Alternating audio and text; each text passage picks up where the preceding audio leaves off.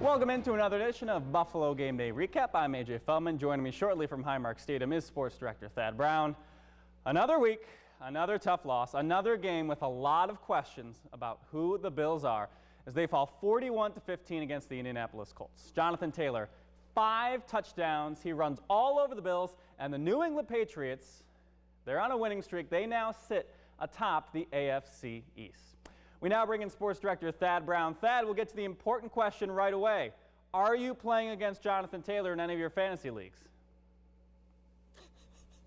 That's a vital question. And I say sometime about the middle of the third quarter, I went through all my teams just to make sure I was not facing Jonathan Taylor. Fortunately, I was not. Not that it's going to matter too much. I think I'm going to go 2-2 in my 4 leagues. But yes, that was a pressing question in the third quarter of this game. But all jokes aside, this one to me is pretty concerning because I think the Bills in this game, look, I think we knew that this was not going to be a physical team. They're a passing team. They're a team that's loaded with guys who are talented in the skill position areas, not necessarily up front, at least not across the entire offensive line, and certainly not so far on the defensive line except for maybe Star Lotulelei, and we'll probably get into his importance a little later on. To me, though, I come out of this one wondering if this team is even tough mentally because it's one thing to get down. It's one thing for the Colts to go down the field, score a couple touchdowns, go up 14-0. The turnover at the end of the half, yeah, bad play by Isaiah McKenzie, but those things happen. For this team to show almost zero fight in the second half, to not be able to score any points until it was 38-7 and the game was done, it should be bothersome to everybody. The fact that Sean McDermott is trying to kick field goals on 4th and 5 from the Indianapolis 30 in a spot where he normally, I think, would go for it. When Tyler Bass is missing field goals he normally makes. I know it was 49 yards in not so great weather, but this is a spot and a kicker who normally doesn't miss those. Josh Allen turned it over a couple times, but beyond that, he just wasn't good. He was missing passes he should make. And for a defense that's dominated the Davis Mills and the Mike Whites of the season, to come into a game against Jonathan Taylor, a legit NFL star, and basically have no answer, that should be bothersome. Taylor, of course, is at the top of the litany of problems for the Bills in this game. $184 for Taylor on the ground. More stats from him later on. The big numbers for me, the most concerning ones, he averaged nearly 6 yards per carry and ran the ball 32 times. For the Bills trying to figure out how to fix that, they said, look, physicality is an issue. One thing they did not use as an excuse was the absence of Star Lotulelei. We always preach next man in, and we feel like whoever steps in is going to go out there and compete. You guys have seen it plenty of times with the guys that step in end up having big games. Just unfortunately no one really played well today, and I don't think it was that position. It was just everybody just didn't play up to their capability. I really feel like, maybe this game and a little bit of the Titans game were probably our worst 2 defensively this season, where maybe we got pushed around a little bit. And so, again, I've said before, you have to make adjustments. You got to see where you're at and then make adjustments based on where you're at and where you need to fix things. And that's what you do as coaches and as a team. You guys can answer every one of the questions you guys are about to ask us. Honestly, you guys know our responses. We can't go out like that. You got to stop the run. Everything starts with stopping the run, affecting their quarterback and taking the ball away. We did none today, not one thing. Regarding the Isaiah McKenzie situation, Sean McDermott did say afterward that he still does have confidence in McKenzie as a return man, despite the repeated fumble issues he has had this year. And really, confidence was kind of the theme of the Bills post-game. They're not overly concerned, or at least not, bent out of shape about the fact they've played 2 real stinkers in the last 3, and they're now a second-place team in the AFC East, looking up again to the Patriots. As Josh Allen said, quote, "It is not panic mode." AJ, let's go back to the studio for your take from this bad performance by Buffalo.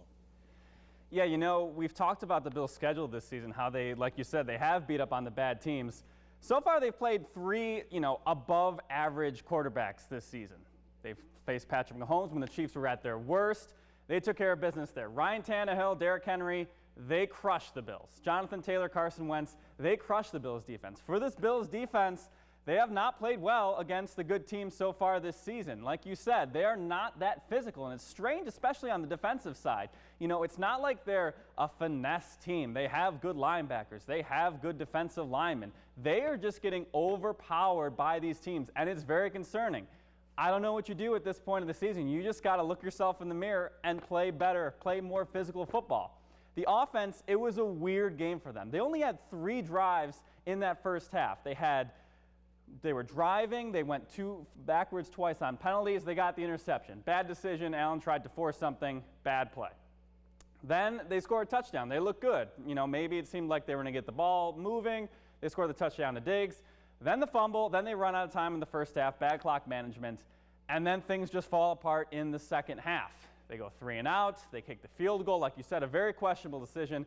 I don't know how a field goal helps them, especially with the way the defense was playing. You've got to go for it. You've got to give yourself some life. A field goal, even if you get points, this isn't a rah-rah team. Ooh, we got 3 points. That's not going to turn around. You need a touchdown, especially with the way your defense is playing. And Stephon Diggs, we've said this before. They need to try and get him the ball more. 4 catches for 23 yards. That is unacceptable for a number 1 wide receiver. Brian Daboll needs to figure out ways to get the ball in his elite players' hands.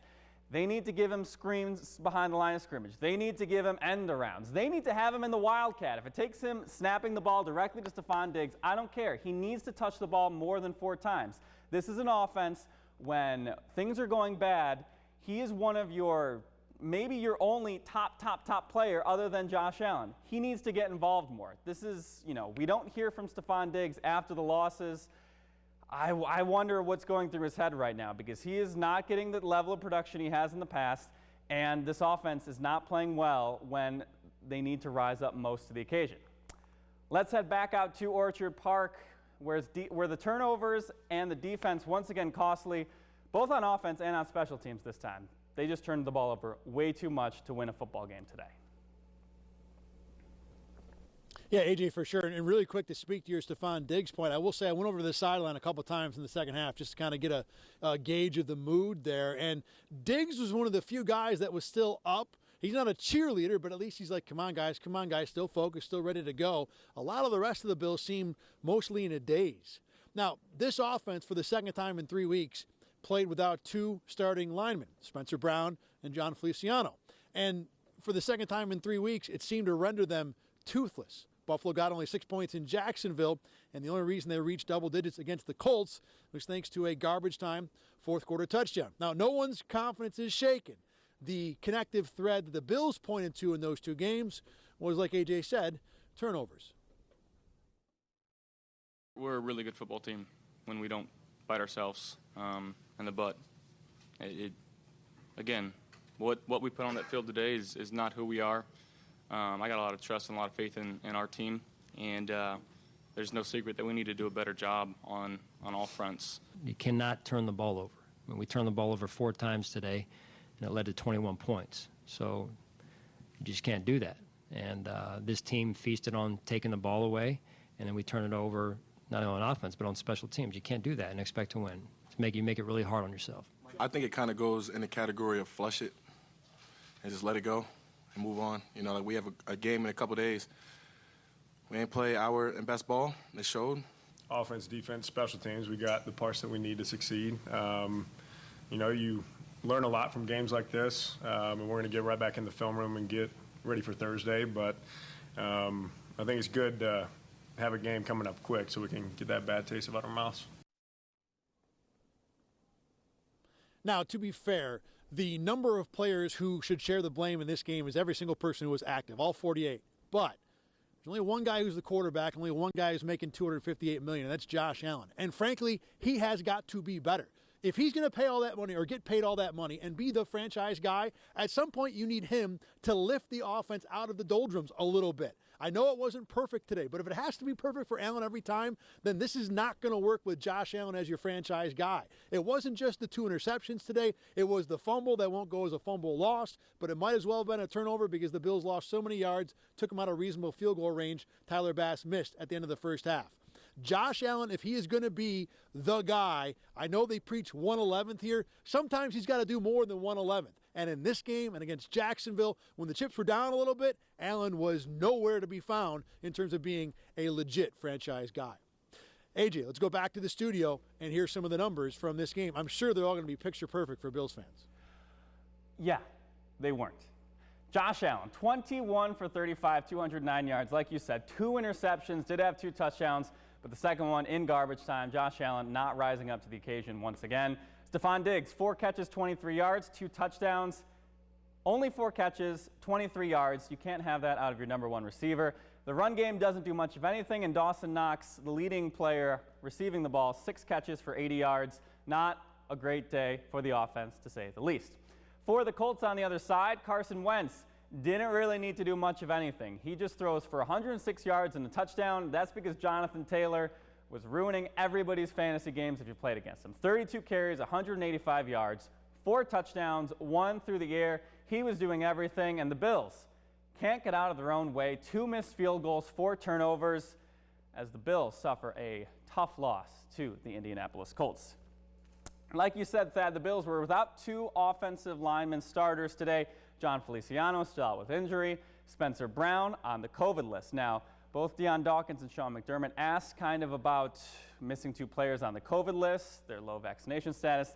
They didn't really want to get into it, but you could tell the mood not great when it comes to that regard. Another bad day for the offense. Just 2 touchdowns, but Dawkins was not using those missing pieces on the line as an excuse. This world with COVID and this world with football and a 100% injury rate, stuff happens. And we just have to learn how to just adapt and keep it pushing. But it is hard. But life is hard. So we just got to just figure out what and we're doing, which is be our best person individually so we can be better for our team. It's one thing after another. I keep alluding to that. But it's just little mistakes that end up being big ones and putting us behind the chains. And that's not how we play football. And, again, I've got no doubt that we're going to correct things and find a way to get back on track. I think, Sal, there's a lot that goes into that, right? Some timing goes into it, and I think Josh would tell you there's some throws he wants back, and then there's some opportunities we had on the ball where he put the ball where it was supposed to be, and we didn't catch it. So it's really spread throughout.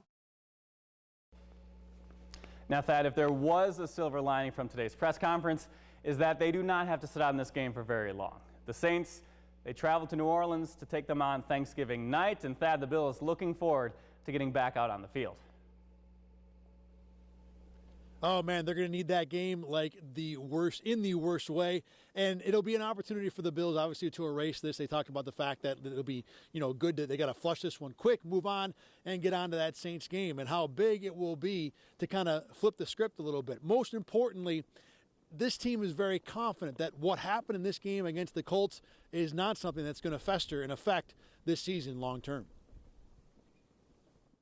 We don't have to let this one sit on us for a full week, like we can flush it fast and keep it going naturally. But the best thing that we have to do is just recover as fast as possible and get our minds and our bodies ready for this Thursday night game. It's a journey every season, and it's going to ebb and flow. And, again, that to me is part of the challenge, and I love that challenge, to be honest with you. Not that you want to lose, but making those adjustments to get our team exactly where it needs to be and learn who you are as a team, and we continue to grow and move forward. And I know that the type of men that we have in the building don't let this stuff, poison us.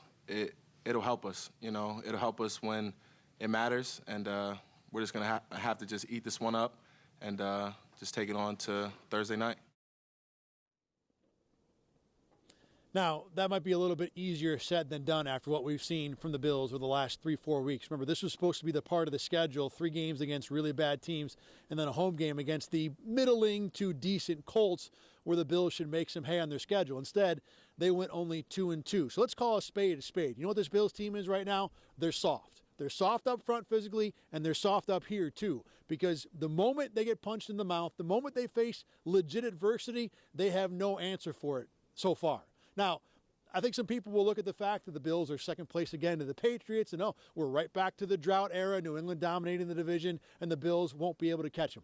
That's not what this team is. This team has talent. This team has a plan and a process that they believe in. The big problem right now is that when things get hard, when things aren't going exactly the way the Bills hope, it's like they forget all about that plan. That is what this team needs to fix, and they need to do it fast, because what the Colts did to them today with Jonathan Taylor, the Saints can certainly do on Thursday night with Alvin Kamara. I'll be talking to you on the News 8 Facebook page coming up about 8 o'clock tonight if you want to chat with me a little more. Until then, here at Highmark Stadium, inside the Buffalo Huddle, I am Thad Brown. AJ, back to you to wrap things up. Thank you very much, Thad. And I got to say, these past 2 years, Josh Allen going well, MVP level, I have never heard Thad quite so angry about this Bills team. That just goes to show you the type of performance they put out there tonight. Well, like you said, next week it is the Saints it's the Saints on Thanksgiving night. After that is the Patriots at home on Monday night. That is as big a game as is on the rest of their schedule to try and win that AFC East. So 2 primetime games means it'll be a little bit of time before we join you back here on Buffalo Game Day Recap. So be sure to tune in on News 8 and RochesterFirst.com for all your Bills coverage. Thank you so much for watching Buffalo Game Day Recap. I'm AJ Feldman. For Sports Director Thad Brown, thank you very much for watching, and have a great rest of your night.